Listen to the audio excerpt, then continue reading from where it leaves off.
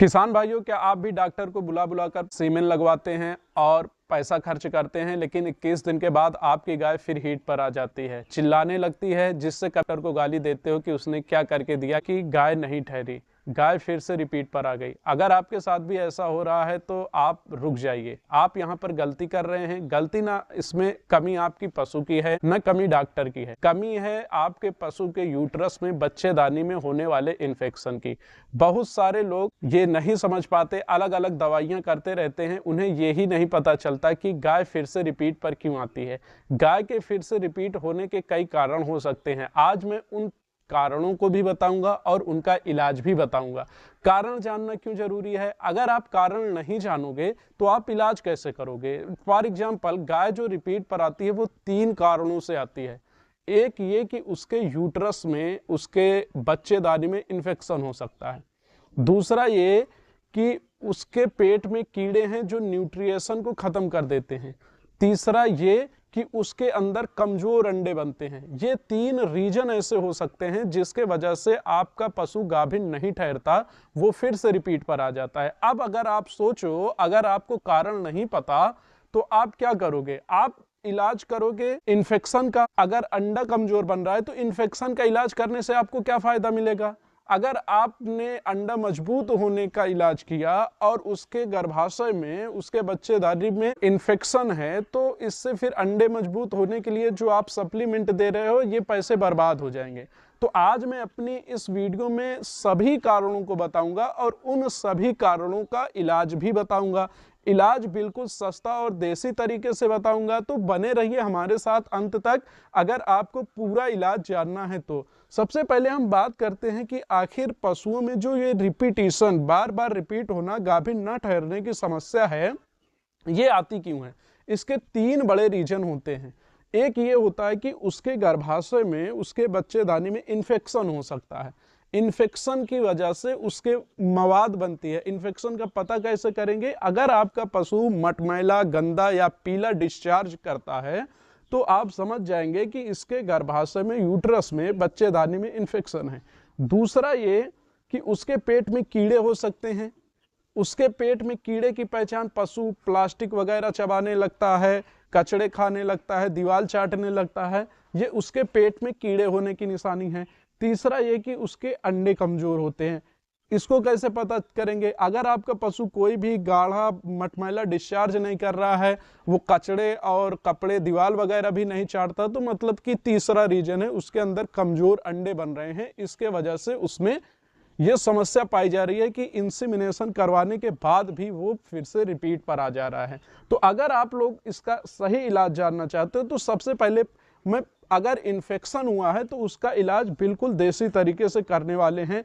आपके लिए मैं एलोवेरा लेकर आया हूं और हल्दी। एलोवेरा और हल्दी से हम उसका उपचार करेंगे।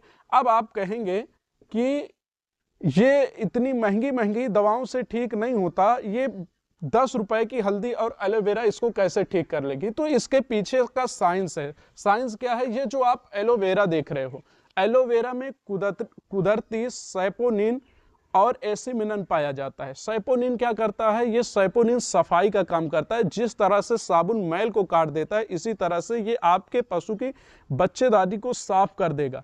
और एसिमिनन जो होता है, ये उसको भरने का काम करता है, सूजन वगैरह को ठीक करता है। दूसरा ये है आपका हल्दी। हल्दी में कुरकुमिन पाया जाता है। हल्दी में कुरकुमिन पाया जाता है और कुरकुमिन जो है ये दुनिया का सबसे अच्छा नेचुरल एंटीबायोटिक है। Natural antibiotic. जब एलोवेरा में उपस्थित सैपोनिन आपके पशुओं के पेट की सफाई कर देंगे और ये कुरकुमिन जो हल्दी के रूप में आप उसको देंगे, ये उसके घाव को भर देगा, मवाद वगैरह को भर देगा, तो आपका पशु निश्चित ही इन्फेक्शन फ्री हो जाएगा। अगर इन्फेक्शन की वजह से वो रिपीट हो रहा था तो अब ये समस्या देखने को नहीं आएगी। तो अब चलते हैं, सबसे पहले बात कर लेते हैं कि ये बनेगा कैसे। इसको बनाने के लिए आपको लेना है 200 ग्राम एलोवेरा। 200 ग्राम एलोवेरा को लेकर क्या करेंगे, हम इसको काट लेंगे साइड से। हम इसको, इसके ये कांटे होते हैं साइड में, इस कांटों को हम लोग क्या करेंगे, निकाल देंगे। कांटों को निकाल करके इसको, इसके गूदे को चम्मच से या चाकू की सहायता से निकाल लेंगे। याद रखिए एलोवेरा के हमें गूदे को निकालना है। इस तरह से आप लोग पूरे गूदे को निकाल सकते हैं।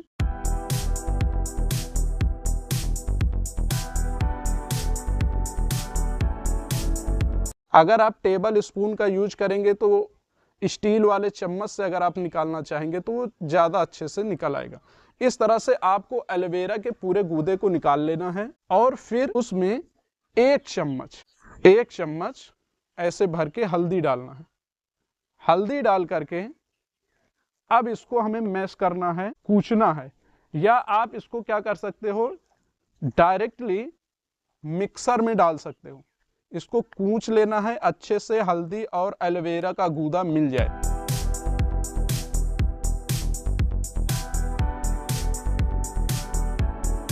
इस तरह से ये आपका एक पेस्ट बन जाएगा। इसको अपने पशु को सुबह शाम 2 टाइम लगभग 5 से 7 दिन खिलाना है। आप खुद रिजल्ट देखेंगे। अगर उसके यूट्रस में, उसके बच्चेदानी में इन्फेक्शन है तो वो ऑटोमेटिक साफ हो जाएगा। मैंने आपको ये बताया था। इसके अलावा पेट में उपस्थित कीड़े और उसके अंडों के कमजोर बनने की वजह से भी उसको रिपीट होने की समस्या आती है। तो इसके लिए किसी वेटरनरी डॉक्टर की सलाह से उसको अच्छी डीवर्मिंग की गोली दें, जिसमें फेनबेंडाजॉल वगैरह आती हैं। लेकिन किसी भी दवा का उपयोग करने से पहले डॉक्टर की सलाह जरूर लें, क्योंकि आपका पशु किस कंडीशन में है उसे मैं नहीं देख रहा। जो आपका डॉक्टर आएगा वही सही कंडीशन देख करके उसका इलाज करेगा। तीसरी बात मैंने ये बताई थी, एग जो है ये स्ट्रांग नहीं है, तब पर भी रिपीटेशन की समस्या आएगी। इसके लिए आप लोग को करना यह है कि उसको 50 ग्राम मिनरल मिक्सचर खिलाना है सुबह और शाम के चारे में। इसको भी लगातार आप 8 दिन, 10 दिन, 12 दिन तक खिलाइए। अब कुल मिला के इलाज हमारा क्या हुआ, उसको इन्फेक्शन के लिए एलोवेरा और हल्दी का हल्दी वाला पेस्ट खिलाना है। इसके अलावा डिवर्मिंग के लिए आपको फेनबेंडाजॉल का यूज करना है और आपको उसके एग की मजबूती के लिए मिनरल मिक्सचर वगैरह को देना है। अगर आप लोगों को जानकारी साइंटिफिक लगी हो, अच्छी लगी हो, तो आप लोग हमारे चैनल को जरूर सब्सक्राइब करिए। मैं नासिर जिलानी आपको मिलता हूं किसी अपनी अगली वीडियो में। तब तक के लिए धन्यवाद।